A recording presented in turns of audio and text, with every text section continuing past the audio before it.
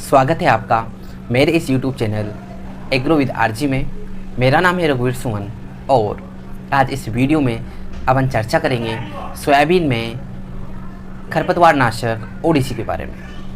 जो ओडिसी दवाई है उसका सोयाबीन में जब खरपतवार नाशक के रूप में स्प्रे किस तरीके से किया जाता है और इस ओडिसी दवाई के जो फंक्शन होते हैं, जैसे कि ओडिसी की कंपनी के बारे में, ओडिसी के फॉर्मूले के बारे में, ओडिसी की डोज के बारे में, ओडिसी की प्राइस के बारे में, ओडिसी क्रॉप स्प्रे के बारे में, ओडिसी को कब स्प्रे करना चाहिए और ओडिसी को कितना स्प्रे करना चाहिए और ओडिसी से कौन कौन से खरपतवार को ख़त्म किया जाता है या ये करती है, और ओडिसी को जब स्प्रे करते हैं तो स्प्रे करते टाइम क्या क्या सावधानियां रखनी चाहिए, उन सभी टॉपिक्स के बारे में इस वीडियो में चर्चा करेंगे। तो आपसे रिक्वेस्ट है कि इस वीडियो को अंत तक ज़रूर देखें। आइए शुरू करते हैं।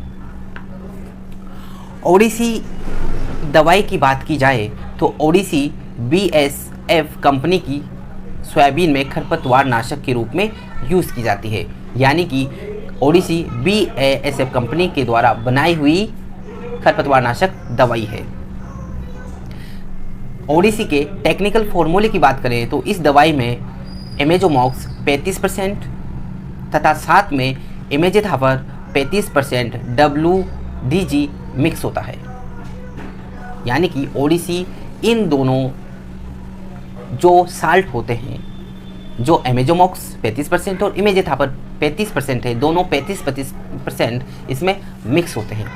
अच्छा, अब इनका यूज़ क्या है? ये दोनों साल्टों से मिलके बनी है, तो इसका जो यूज़ होता है, जो सोयाबीन के साथ अपने खेतों में सोयाबीन के साथ पैदा होने वाली जो खरपतवार है, जैसे कि चौड़ी पत्ती की खरपतवार हुई और सकड़ी पत्ती की खरपतवार हुई, तो चौड़ी पत्ती के लिए खरपतवार का जो फॉर्मूला है वो इमेजोमॉक्स है और जो सकड़ी पत्ती का जो खरपतवार नाशक है वो इमेजोथापर है। इन दोनों का जो मिक्स है, इन दोनों का जो मिक्स रहता है, यह दोनों जो मिक्स है, यह चौड़ी पत्ती का खरपतवार नाशक और खरपतवार और सकड़ी पत्ती खरपतवार दोनों को ख़त्म करती है। तो ये दोनों फॉर्मूले यहाँ पे काम आते हैं। इसमें देखें कि जो चौड़ी पत्ती का खरपतवार है, जैसे कि, और सकड़ी पत्ती का खरपतवार है, जैसे कि इनको अपन अगर डिटेल्स में बात करें तो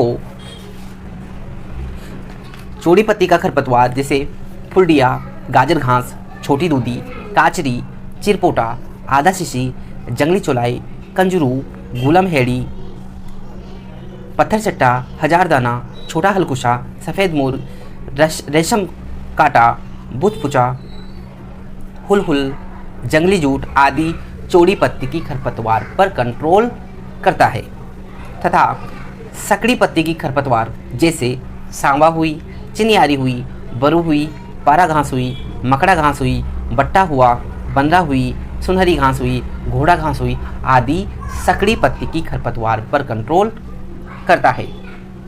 जब ओडिसी को स्प्रे किया जाए तो ये ध्यान रखें कि सोयाबीन की जो एज है, यानी कि सोयाबीन 20 से 25 दिन के बीच में होना चाहिए, यानी कि ज़्यादा छोटी सोयाबीन नहीं होना चाहिए तथा जो खरपतवार है वो 2 से 4 पत्ती की ही होना चाहिए, ज़्यादा बड़ी खरपतवार नहीं होनी चाहिए।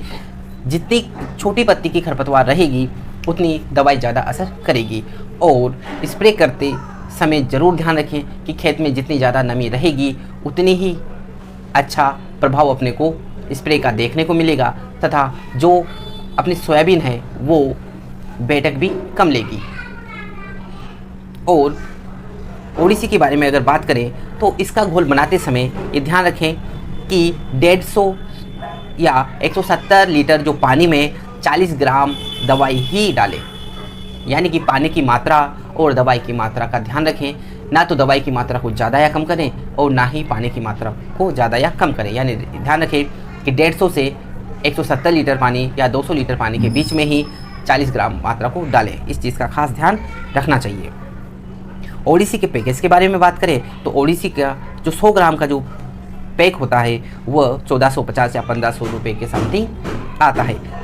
और इसके 1 एकड़ में खर्चे की बात करें तो 1 एकड़ का जो स्प्रे का जो खर्च है वो 600 रुपये में आता है। यानी कि ज़्यादा ही खर्चीली दवाई भी नहीं है। तो इस तरीके से ये ज़्यादा महंगी दवाई भी नहीं है और ज़्यादा इसका असर बहुत अच्छा देखने को मिलता है। स्प्रे करते टाइम जो सावधानियों की बात करें तो छिड़काव करते मुंह पे मास्क होना चाहिए और शरीर पूरा कवर होना चाहिए। फिर भी अगर किसी के एलर्जी हो जाती है या किसी का कोई जैसे उल्टियाँ आना स्टार्ट हो जाती है या स्किन एलर्जी हो जाती है तो अपने पास में जो डॉक्टर है या जो हॉस्पिटल है वहाँ पे ज़रूर संपर्क करें। तो इस तरीके से इस वीडियो में बस इतना ही। अगर आपको यह वीडियो और यह जानकारी पसंद आई हो तो प्लीज़ सब्सक्राइब करें, लाइक करें और शेयर ज़रूर करें। धन्यवाद।